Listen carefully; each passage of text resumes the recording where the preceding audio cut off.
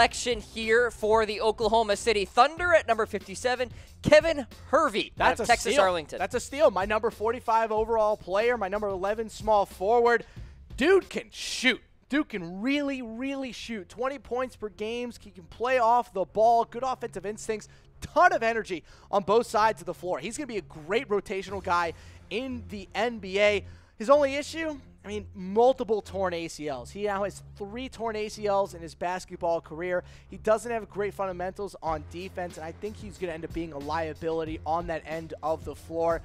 Good player. Again, not someone who I really end up seeing making the NBA as, you know, right off the bat. I think he spends a couple years in the G League. Maybe they ask him to go overseas and spend a couple years getting starting time with an international team. We've seen that plenty of times in the past. So I like Kevin Hervey. I think it's a little bit of a steal, but I don't think he's NBA ready at this point. All right, he's going at number 57 to the Oklahoma City Thunder.